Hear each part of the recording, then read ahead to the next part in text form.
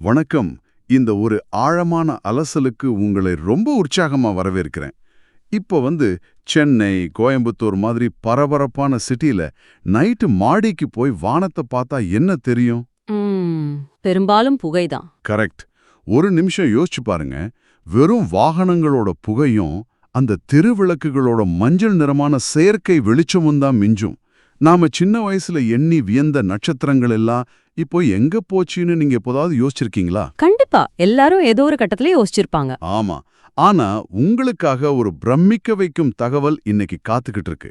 அதாவது நம்ம பால்வீவி அப்படின்னு சொல்லப்படுற அந்த மில்கி வேவை பார்க்கறதுக்கு நீங்க எந்த வெளிநாட்டிற்கும் போக வேண்டியதில்ல. நம்ம தமிழ்நாட்டிலேயே அதுவும் மிக துல்லியமா நேரில் பார்க்க முடியும். எக்ஸாக்ட்லி. அப்படியே நேரில் பார்க்க முடியும் அப்படின்னு சொன்னா நம்ப முடிகிறதா? இன்னைக்கு நாம விரிவா பேச போற டாபிக் இதுதான். நம்மகிட்ட இருக்கிற இன்றைய செய்தி ஆதாரம் என்னன்னா, தமிழ்நாட்டோட முதல் டார்க் ஸ்கை பார்க் பத்தின ஒரு விரிவான கட்டுரை. ரொம்ப சுவாரஸ்யமான ஒரு டாபிக் இது. ஆமா. இந்த அலசலோட முக்கிய நோக்கம் என்னன்னா, இந்த டார்க் ஸ்கை பார்க் எங்க இருக்கு, அங்க என்னென்ன வசதிகள் இருக்கு, எல்லாவற்றுக்கும் மேல இது ஏன் இயற்கைக்கும் அறிவியலுக்கும் ஒரு பாலமா இருக்கு அப்படிங்கறத பத்தி உங்களுக்கு தெளிவா விளக்குவதுதான். சரி, இதை விரிவாக அலசுவோம். இந்தியாவுல நட்சத்திரங்களை ரசிக்கிறதுக்கான இடங்கள் அப்படின்னு சொன்ன உடனே லடாக் பகுதியில் இருக்கிற ஹான்லே டார்க் ஸ்கை ரிசர்வ் பத்தி நிறைய பேர் கேள்விப்பட்டிருப்போம். ஆமா, அது ரொம்ப ஃபேமஸ். உண்மைதான். ஆனா தென்னிந்தியாவுல, அதுவும் நம்ம தமிழ்நாட்டுல இப்படி ஒரு அமைப்பு உருவாக்குறது மிக முக்கியமான ஒரு மைல்கல். ஏன்னா ஹான்லே அப்படிங்கிறது ஒரு குளிர் பாலைவனம். ஆனா நாம இன்னைக்கு பேச போற இடம் ஒரு அடர்ந்த வெப்பமண்டல காடு. வாவ்! அதாவது இந்த டார்க் ஸ்கை பார்க் தமிழ்நாட்டுல கொல்லிமலை பகுதியில் இருக்கிற அரியோர் சோலை காப்புக்காடு வளாகத்துல அமைக்கப்பட்டிருக்கு இல்லையா? ஆமா, அதேதான்.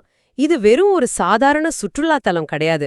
அறிவியலையும் இயற்கையையும் ரொம்ப நுட்பமா இணைக்கிற ஒரு அருமையான திட்டம். தமிழ்நாட்டுல எத்தனையோ மலைகள் காடுகள் இருக்கும்போது ஏன் குறிப்பா கொல்லிமலைய, அதுவும் இந்த அரியூர் சோலை பகுதியை தேர்ந்தெடுக்கணும் அப்படிங்கிற கேள்வி எனக்குள்ள வந்தது. அது ஒரு நியாயமான கேள்விதான். இந்த கட்டுரையை படிக்கும்போது தான் அதற்கான அறிவியல் காரணங்கள் எனக்கு புரிஞ்சது. கடல் மட்டத்திலிருந்து பல அடி உயரத்துல இந்த இடம் இருக்கிறதுனால அந்த வளிமண்டல குறுக்கீடுகள், அதாவது அட்மாஸ்பரிக் இன்டர்ஃபியரன்ஸ் இங்க ரொம்ப குறைவு. இதில் மிகவும் ஆச்சரியப்பட வைக்கும் விஷயம் என்னவென்றால், கொல்லிமலை ஏன் தேர்ந்தெடுக்கப்பட்டது என்பதற்கான அந்த அறிவியல் காரணங்கள் தான். நீங்க சொன்ன மாதிரி அதிக உயரம், அப்புறம் அடர்ந்த காடுகள், இதெல்லாம் இயற்கையாகவே ஒரு ஃபில்டர் மாதிரி செயல்பட்டு காத்துல இருக்கிற மாசுகளை தடுத்து நிறுத்துது. சூப்பர். அது மட்டும் இல்லாம, ஒரு டார்க் ஸ்கை பார்க் அமையணும்னா அதோட மிக முக்கியமான அடிப்படை தேவை செயற்கை ஒளி மாசற்ற சூழல். அதாவது லைட் பொல்யூஷன் ஃப்ரீ ஜோன் அப்படின்னு சொல்லுவோம். நகரங்கள்ல இருந்து வர்ற வெளிச்சம் வானத்தை ஒரு ஆரஞ்சு நிறத்துல மறைச்சிடும். ஆமா, நைட்ல வானம் ஒரு மாதிரி ஆரஞ்சு கலர்ல தான் தெரியும். கரெக்ட். ஆனா கொல்லிமலையில இருக்கிற இந்த அரியூர் சோலை சுற்றியுள்ள நகரங்களோட வெளிச்சம் உள்ளே வராத அளவுக்கு ஒரு இயற்கையான அரண் மாதிரி அமைஞ்சிருக்கு. இதுதான் அந்த இடத்த விண்வெளி ஆராய்ச்சிகளுக்கும் நட்சத்திரங்களை ரசிக்கிறதுக்கும் ஒரு சரியான இடமா மாத்துது. இந்த கட்டுரையில என்ன ஆச்சரியமான ஒரு தரவு இருக்குன்னா, இந்த பூங்காவை மையமா வச்சு சுத்தி சுமார் 1.5 கிலோமீட்டர் தூரம் வரைக்கும் எந்த ஒரு செயற்கை ஒளியும் கிடையாது. எந்த ஒளியும் கிடையாது. ஒரு சின்ன தெருவுக்கு கூட அங்க இருக்காது. ஒரு சின்ன டார்ச் வெளிச்சம் கூட இல்லாம அந்த 1.5 கிலோமீட்டர் கும்மிருட்டு அப்படின்னு நினைக்கும் போதே கொஞ்சம் திகிலா இருக்குல்ல. ஆனா அந்த இயற்கையான இருட்டு தான் இந்த திட்டத்தோட மிகப்பெரிய பலமே. அந்த கும்மிருட்டுல நம்ம கண்கள் பழக பழக வானம் எப்படி காட்சியளிக்கும் அப்படிங்கறத நீங்க அங்க நேரா போய் அனுபவிச்சு பார்த்தாதான் புரியும். அறிவியல்ல இத டார்க் அடாப்டேஷன் அப்படின்னு சொல்வாங்க. ஓ, அந்த இருட்டுக்கு நம்ம கண்கள் செட் ஆகுறது. ஆமா, நம்ம கண்கள் முழுமையான இருட்டிற்கு பழக சுமார் 20 முதல் 30 நிமிடங்கள் வரை ஆகும். ஒரு முறை கண்கள் பழகிடுச்சுன்னா எந்த ஒரு செயற்கை வெளிச்சமும் இல்லாத அந்த இருட்டுல இரவு வானம் ஒரு கருமையான திரையில ஒளிரும் வைரங்கள் மாதிரி மிக தெளிவா தெரியும். கேட்கவே ரொம்ப பிரம்மாண்டமா இருக்கு. எந்த ஒரு டெலஸ்கோப்பும் இல்லாமலே வெறும் கண்களால பல்லாயிரம் ஒளியாண்டுகள் தள்ளி இருக்கிற நட்சத்திர கூட்டங்களையும் கோள்களையும் நிலாவையும் உங்களால பார்க்க முடியும். பால் வழி விண்மீன் தொகுதியோட அந்த அடர்த்தியான பட்டை அமைப்பு கூட மிக தெளிவா பார்க்க முடியும். இத கேட்கும்போதே உடனே அங்க போணும் போல ஒரு ஆசை வருது. அந்த மாசற்ற இருட்டுல நின்னு வெறும் புத்தகங்கள்ல மட்டும் பார்த்த கோள்களையும் எண்ணற்ற நட்சத்திரங்களையும் எந்த ஒரு டிஜிட்டல் திரையும் இல்லாம நேரா பார்க்கறது உங்களுக்கே எவ்வளோ பெரிய அனுபவமா இருக்கும்னு யோசிச்சு பாருங்க. கண்டிப்பா அது வாழ்நாள்ல மறக்க முடியாத ஒரு அனுபவமா இருக்கும். இங்கதான் விஷயம் ரொம்ப சுவாரஸ்யமா இருக்கு. வெறும் கண்களால பார்க்கறதே இவ்ளோ பிரமாண்டமா இருக்கும்னா அங்க இருக்கிற தொழில்நுட்ப வசதிகள் இந்த அனுபவத்தை எப்படி மாத்த போகுது? ஏன்னா தமிழ்நாடு அரசு இந்த திட்டத்துக்காக சுமார் 1 கோடி ரூபாய் 1 கோடி ரூபாய் செலவு பண்ணிருக்காங்க. ஆமா, அந்த 1 கோடி ரூபாய் முதலீடு செஞ்சு அப்படி என்ன ஸ்பெஷலான வசதிகளை அங்க உருவாக்கி இருக்காங்க? அந்த 1 கோடி ரூபாய் முதலீடு வெறும் கட்டடங்களுக்காக மட்டும் செய்யப்படல. அந்த இடத்தோட சூழலியல் தன்மை மாறாம எப்படி அதிநவீன தொழில்நுட்பத்தை அங்க கொண்டு வர்றது அப்படிங்கறதுல ரொம்ப கவனமா இருந்திருக்காங்க. அதாவது இயற்கையை கெடுக்காம டெக்னாலஜியை யூஸ் பண்ணிருக்காங்க. எக்ஸாக்ட்லி. குறிப்பா இங்க 3 அதிநவீன தொழில்நோக்கிகள் நிறுவப்பட்டிருக்கு. இவை சாதாரண தொழில்நோக்கிகள் கிடையாது.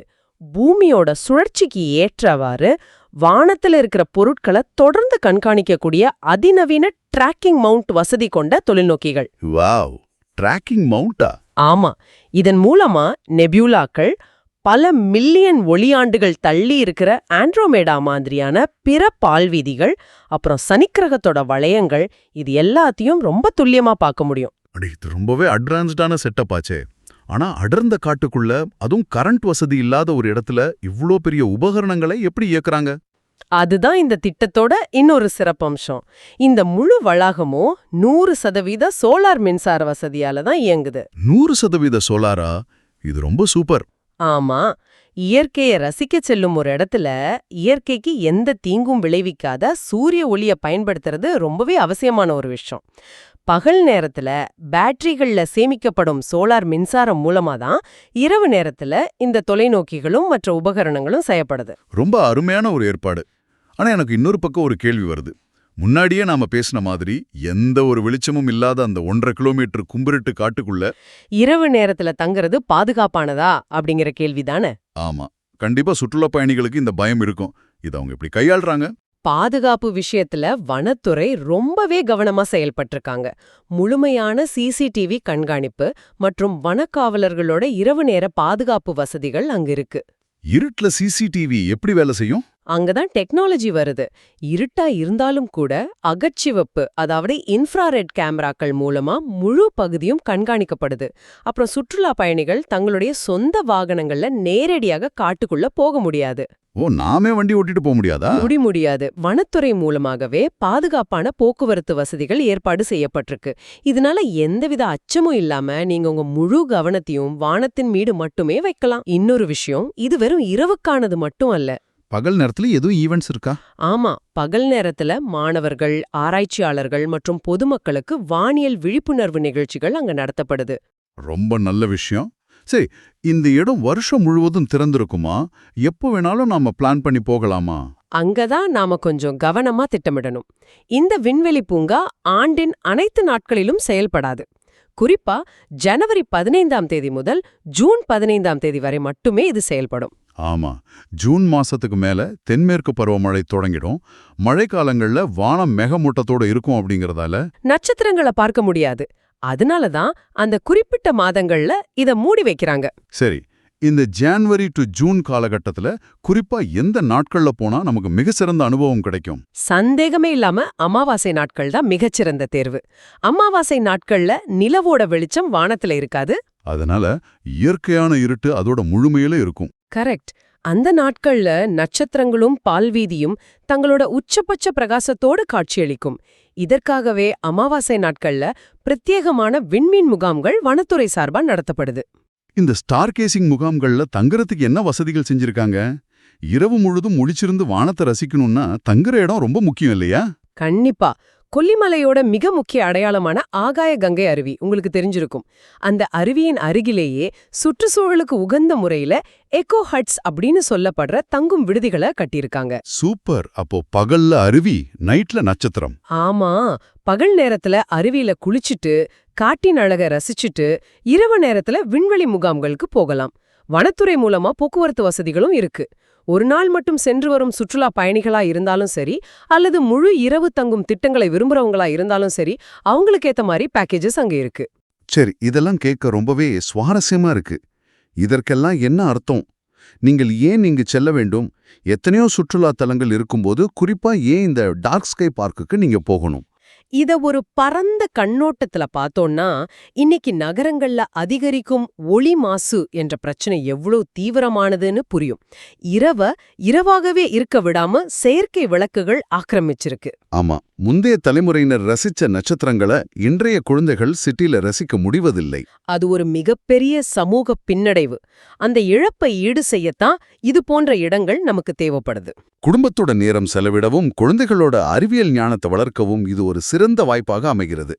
அவங்க அந்த தொலைநோக்கிகள் வழியா பிரபஞ்சத்தை பார்க்கும்போது கிடைக்கிற ஆச்சரியம் இருக்கே, அது எந்த வீடியோ கேம்லயும் கிடைக்காது. உண்மைதான்.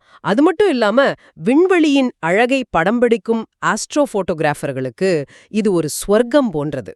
ஆமா, சிட்டில படம் எடுத்தா லைட் பொல்யூஷன் தொந்தரவு இருக்கும். இங்கே அந்த ட்ரூ பிளாக் வானம் கிடைக்கும். கரெக்ட். இது இயற்கையும் அறிவியலும் இணையோரு மையம். பொறுப்பான இயற்கை சுற்றுலாவையும், அதாவது ரெஸ்பான்சிபிள் எக்கோ டூரிசம் அப்படின்னு சொல்லுவோம், அதையும் இயற்கை பாதுகாப்பையும் இது ரொம்ப சிறப்பா ஊக்குவிக்கிறது. கண்டிப்பா. நாம் இன்னைக்கு விவாதத்தோட இறுதி பகுதிக்கு வந்துட்டோம். நட்சத்திரங்களை புத்தகத்துல மட்டும் பார்க்க ரசிப்பதற்கு பதிலாக நேரில் பார்த்து வியப்போம் அப்படிங்கிறது தான் இந்த கட்டுரையின் முக்கிய செய்தி. ஆமா. இந்த இருளும் ஒளியும் இணையும் கொல்லிமலை அனுபவத்தை நீங்க உங்களுடைய அடுத்த பயண இலக்காக கண்டிப்பாக வச்சுக்கணும். நீங்க அங்க போகும்போது உங்களுக்கு கிடைக்க போற அனுபவம் அளப்பரியது. இது ஒரு முக்கியமான கேள்வியை எழுப்புகிறது. செயற்கை ஒளியால் நாம் விண்வெளியின் அழக மட்டும் இழக்கவில்லை. வேற என்ன எழுந்திருக்கோம்? இந்த பிரபஞ்சத்தில் நாம் எவ்வளவு சிறியவர்கள், நாம் அனைவரும் ஒன்றோடொன்று எப்படி தொடர்புடையவர்கள் என்ற அந்த ஆழமான புரிதலையும் தான் இழக்கிறோமா அப்படின்னு நாம யோசிக்கணும். செயற்கையான வெளிச்சங்களை அணைத்துவிட்டு இயற்கையான இருளை தொழுவும்போது பிரபஞ்சத்தை பற்றிய நமது பார்வை எப்படி மாறும்? ரொம்ப ஆழமான ஒரு சிந்தனை. நீங்க அடுத்த முறை வானத்தை பார்க்கும்போது இந்த கேள்வியை மனசுல வச்சுக்கோங்க. இந்த சிந்தனையோடு உங்களை விட்டுட்டு நாங்க விடைபெறுறோம். அடுத்த ஒரு சுவாரஸ்யமான ஆழமான அலசலில் சந்திப்போம். நன்றி. நன்றி. வணக்கம். வணக்கம். நாம வாழ்ற இந்த பிரபஞ்சத்தோட ரகசியங்களை பார்க்க நம்ம தமிழ்நாட்டிலேயே ஒரு சூப்பரான இடம் திறந்திருக்காங்க. அது என்ன, எங்க இருக்கு, வாங்க அதை பத்தி தான் நாம இப்ப விரிவா பார்க்க போறோம். கொஞ்சம் யோசிச்சு பாருங்களேன். நீங்க கடைசியா எப்ப மில்கிவே, அதாவது நம்ம பால்வெளி மண்டலத்தை பாத்தீங்க? நம்ம தாத்தா பாட்டி எல்லாம் தினமும் பார்த்து ரசிச்ச அந்த நட்சத்திரங்களை நம்மள எத்தனை பேரு உண்மையாவே பார்த்திருக்கோம்? இந்த சிட்டி வெளிச்சத்துல நாம வானத்தையே மறந்துட்டோமா இல்லையா? சரி, முதல்ல நாம ஏன் இந்த அழகான விஷயத்தை மிஸ் பண்றோம்னு தெரிஞ்சுக்கலாம். இது ஏதோ சாதாரண விஷயம் இல்ல. இன்னைக்கு உலகமே சந்திக்கிற ஒரு பெரிய பிரச்சனை. நம்ம ஊர்ல நம்ம தெருவுல இருக்கிற இந்த கண்ணை பறிக்கிற லைட்ஸு, இதுதான் லைட் பொல்யூஷன், அதாவது ஒளி மாசுபாடு. இந்த அதிகப்படியான வெளிச்சம் ராத்திரி நேரத்துல வானத்தை ஒரு கருப்பு துணி போட்டு மூடுன மாதிரி ஆக்கிருது. இதனால தான் நட்சத்திரங்கள் நம்ம கண்ணுக்கு தெரியறதே இல்ல. இதுதான் நாம வானத்தை இழந்து நிக்கிறதுக்கு முக்கிய காரணம். ஆனா கவலைப்படாதீங்க, நாம இழந்ததை திரும்ப கொண்டு வர ஒரு வழி இருக்கு. அதுதான் டார்க் ஸ்கை பார்க். அப்படின்னா என்ன? அது எப்படி நமக்கு நட்சத்திரங்களை திருப்பி காட்ட போகுது? வாங்க பார்க்கலாம். சிம்பிளா சொல்லணும்னா இது ஒரு சரணாலயம் மாதிரி. ஆனா விலங்குகளுக்கு இல்ல, நட்சத்திரங்களுக்கு. இங்க எந்த விதமான ஆர்டிஃபிஷியல் லைட்டும் இருக்காது. இதோட முக்கியமான வேலையே ராத்திரி வானத்தோட அந்த இயல்பான அழகை காப்பாத்தி நம்ம எல்லாரும் அதை பார்த்து ரசிக்கிறதுக்கு ஒரு வாய்ப்பை உண்டாக்குறது தான். இப்ப நீங்க பாக்குறீங்களே, இதுதான் அந்த இடம். சவுத் இந்தியாலேயே முறையா நம்ம தமிழ் ஆய்வகத்துல தான் இந்த டார்க் ஸ்கை பார்க்க அமைச்சிருக்காங்க. பிரபஞ்சத்தை பார்க்கறதுக்கு நம்ம வீட்டு பக்கத்திலே ஒரு வாசல் திறந்த மாதிரி தான் இது. சரி, அங்க போனா என்னெல்லாம் பார்க்கலாம், என்னென்ன வசதிகள் இருக்கு? ரொம்ப ஆர்வமா இருக்குல்ல? வாங்க அந்த டீடைல்ஸ் எல்லாம் இப்ப பாத்திரலாம். அங்க எந்த டிஸ்டர்பன்ஸும் இல்லாததால நம்ம மில்கிவேவோட அந்த வெள்ளை நிற கீற்ற நம்ம வெறும் கண்ணாலேயே அவ்வளவு தெளிவா பார்க்கலாம். அது மட்டும் இல்ல, ஜூபிட்டர், சாட்டர்ன் மாதிரி கோள்கள், என்னவே முடியாத அளவுக்கு லட்சக்கணக்கான நட்சத்திரங்கள், விதவிதமான நட்சத்திர கூட்டங்கள்னு ஒரு முழு பிரபஞ்சத்தையும் அங்க பார்க்கலாம். இது ஒரு செம்ம சான்ஸ். வெறும் கண்ணுல பாக்குறதுக்கே இப்படின்னா டெலிஸ்கோப்ல பார்த்தா எப்படி இருக்கும்னு யோசிச்சு பாருங்க. அதுக்கும் அங்க வசதி இருக்கு. ரொம்ப பவர்ஃபுல்லான டெலிஸ்கோப்ஸ் வச்சிருக்காங்க. ஒரு பெரிய 1 மீட்டர் டெலிஸ்கோப் இருக்கு. அப்புறம் நம்மள மாதிரி பொதுமக்கள் பாக்குறதுக்குன்னே 3 1/2 மீட்டர் டெலிஸ்கோப்பும் இருக்கு. இப்பவே அங்க போகணும்னு உங்களுக்கு தோணுதில்ல? எனக்கும் அப்படிதான் தோணுது. சரி, அங்க போறதுக்கு எப்படி பிளான் பண்ணணும், என்ன பண்ணணும்னு இப்ப சொல்றேன். இந்த டீடைல்ஸ் ரொம்ப முக்கியம், நோட் பண்ணிக்கோங்க. நாம, அதாவது பொதுமக்கள், வருஷம் ஜான்வரி 15ல இருந்து மே 15 வரைக்கும் போகலாம்.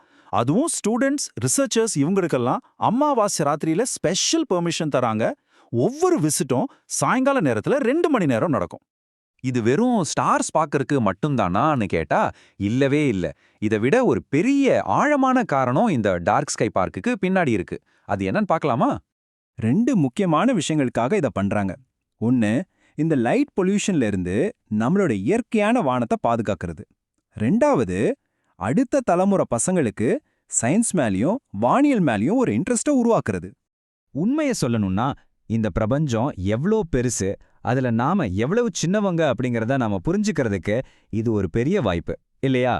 அப்போ இந்த பிரபஞ்சத்தோட ரகசியங்களை நேர்ல பார்க்க நீங்க ரெடியா? தமிழ்நாடு நமக்கு கொடுத்திருக்கிற இந்த அருமையான வாய்ப்பை மிஸ் பண்ணாதீங்க. நீங்களும் போய் அந்த வானத்தை அற்புதங்களை பார்த்துட்டு வாங்க.